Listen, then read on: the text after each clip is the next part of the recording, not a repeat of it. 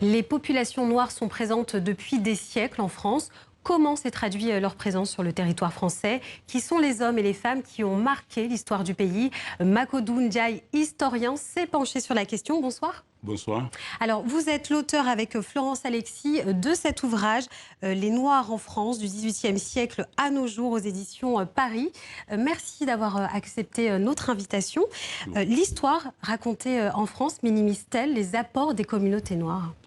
Cette histoire, au contraire, maximalise beaucoup l'histoire des Noirs en France, puisque ça fait 2 siècles que les Noirs sont en France, et que la présence des Noirs en France a favorisé, j'allais dire, l'émancipation des peuples africains, ne serait-ce que déjà à Saint-Domingue, où le mouvement de révolte qui s'y déclenche sous Toussaint Louverture vont être le premier élément déclencheur de la révolution haïtienne, en même temps aussi, en passant par l'abolition de l'esclavage en 1791, esclavage qui sera, abolition qui sera remise en cause par Bonaparte. Il y avait beaucoup de généraux noirs qui ont participé à la Révolution française. Mais l'histoire, du coup, comme on la raconte en France aujourd'hui, est-ce qu'elle minimise les apports de toutes ces populations dont vous venez un peu d'évoquer le chemin, le parcours? Mais vous savez, nous étions en pleine nuit coloniale. Ils avaient occulté tout un pan de l'histoire de France. Encore aujourd'hui? Aujourd'hui, encore, graduellement, maintenant, les gens prennent, les Français de souche, disons, prennent conscience de la présence de ces Noirs ici. Surtout pendant les 2 guerres mondiales, où on a vu en chair en os des soldats africains venus se battre aux côtés de la France et qui ont contribué à la libération de la France. Alors qu'avant, au début du XXe siècle, il y avait des clichés affabulatoires sur le mythe du nègre, les clichés sur le nègre barbare, primitif. Et ces clichés ont évolué en fonction des circonstances politiques. Par exemple, pendant la guerre de 14, le noir était valorisé, même s'il y avait l'affiche Yambon Banania. Alors justement, vous évoquez la guerre de 14-18, la Première Guerre mondiale. Comment sont mobilisées les forces noires? Il faut dire que jusqu'en 1914, la doctrine militaire de la France interdisait aux nations européennes d'engager des soldats noirs sur les fronts européens. Sur les fronts européens, donc, c'est de ne pas se mêler des querelles entre nations civilisées. Mais du fait de la course aux armements qui se déroule entre 1900 et 1912, certains stratèges se disent qu'en cas de conflit entre l'Allemagne et la France serait désavantagée. Parce que la France comptait 40 millions d'habitants alors que l'Allemagne en comptait 64. Donc des théoriciens, surtout des généraux, des militaires qui ont participé aux campagnes africaines, aux campagnes du Soudan, comme Gouraud, qui a capturé Samori à Guélémou en 1898, Archinal, colonel, qui a chassé Amadou Roi de Ségou, vont se faire les théoriciens de ce qu'on appelle la force noire. Il faut puiser dans l'Empire pour compenser le déficit démographique de la France.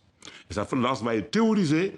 On dit que le noir peut être un bon fantassin, un méhariste, un soldat du train, du génie, et puis il peut être aussi un bon administrateur, un bon auxiliaire de l'administration coloniale une fois qu'il sera démobilisé. Alors, dans votre livre, vous dites qu'au XXe siècle, il y a eu une revalorisation des civilisations nègres. Est-ce que vous pouvez nous l'expliquer? Oui, vous savez, d'abord, la guerre de 14-18 impliquait ce qu'on appelle la dette de sang. Blaise Diagne, celui qui a recruté les troupes noires, avait demandé à Clémenceau de donner la citoyenneté à tous les Noirs d'Afrique et des Antilles.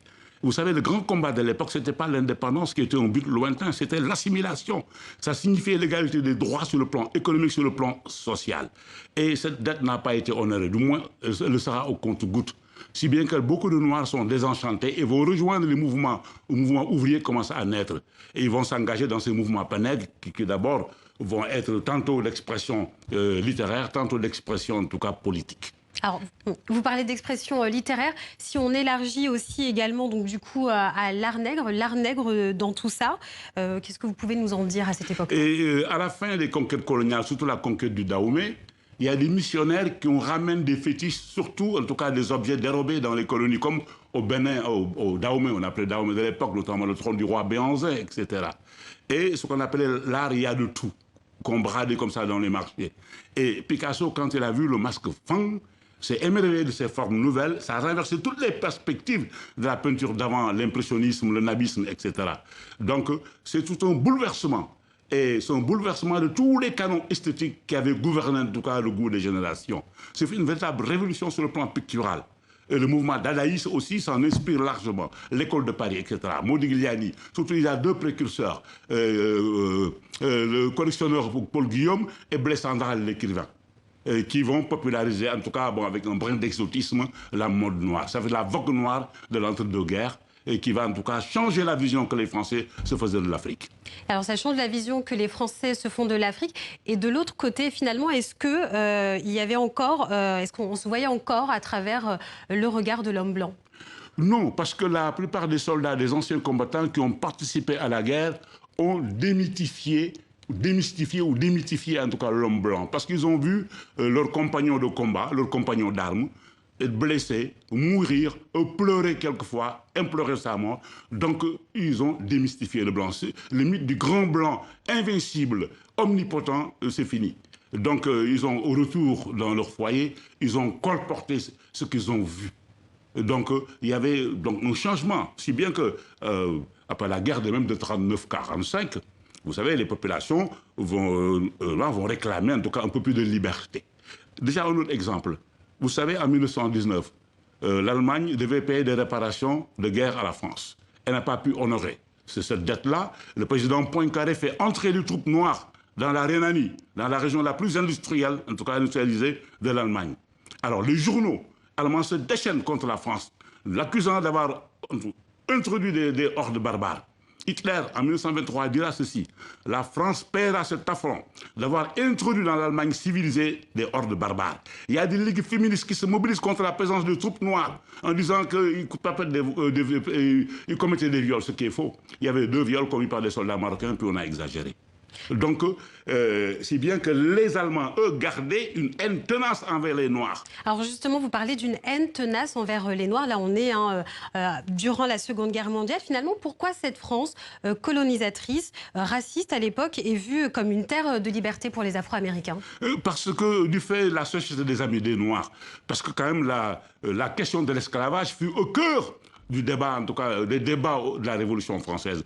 Comment une nation, comment un pays qui proclame Urbi et Orbi, qui dit que les hommes naissent libres et égaux, et maintenir une partie, en tout cas d'hommes de couleur, sous le joug de l'esclavage. C'était inadmissible. Et il y a eu des révolutionnaires, des conventionnels, Robespierre, Mirabeau, des progressistes, disons, à l'époque, qui avait créé la Société des Habits Noirs, chargée non seulement d'abolir l'esclavage, mais de promouvoir l'émancipation, de favoriser l'émancipation des peuples noirs. Et cette idée va se répandre outre-Atlantique, où les Noirs américains voyaient en la France un sanctuaire des libertés. D'autant que la plupart des planteurs blancs de Virginie, du sud des États-Unis, qui faisaient des enfants à leurs esclaves, les envoyaient en France faire des études. Et ceux qui propagent des idées novatrices, des idées de liberté, ils vont créer l'école de la négro-renaissance, ou l'école de Harlem, qui va donner de grands écrivains plus tard, comme les Country Collins, comme les Langston Hughes, les Richard Wright, etc.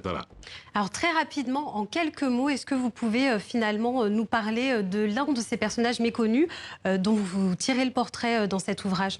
En quelques mots. Félix Eboué, vous voulez dire? Oui. Mais quand la France est vaincue en 1940, le général proclame l'appel du 18 juin. Le même jour de cette proclamation, il y a 3 parlementaires noirs. Satino et Candace pour les Antilles et Galandou Diouf pour le Sénégal, qui écrivent une lettre au président Albert, le président de la République française, Albert Lebrun, lui demandant de se replier en Afrique, dans les territoires de l'Empire, pour continuer la lutte contre les Allemands, le même jour que le général de Gaulle. Et il y a eu un administrateur d'école, le gouverneur du Tchad, qui s'appelle Félix Eboué, c'est un Guyanais, qui a fait ses études à Bordeaux. On a pétri, fait un pur produit de la politique d'assimilation de l'époque, qui était pour l'égalité des droits entre noirs et blancs. Celui-ci va, le premier, rejoindre le général de Gaulle. Il va ouvrir les vastes territoires de l'AF aux troupes françaises. C'est là que partiront les colonnes du général Leclerc, qui formaient la 2e division blindée, qui vont libérer Paris et continuer jusqu'en Allemagne. Makoudou Ndiaye, merci beaucoup. Je rappelle le titre de votre ouvrage, Les Noirs en France du XVIIIe siècle à nos jours, aux éditions Paris. Merci. Merci.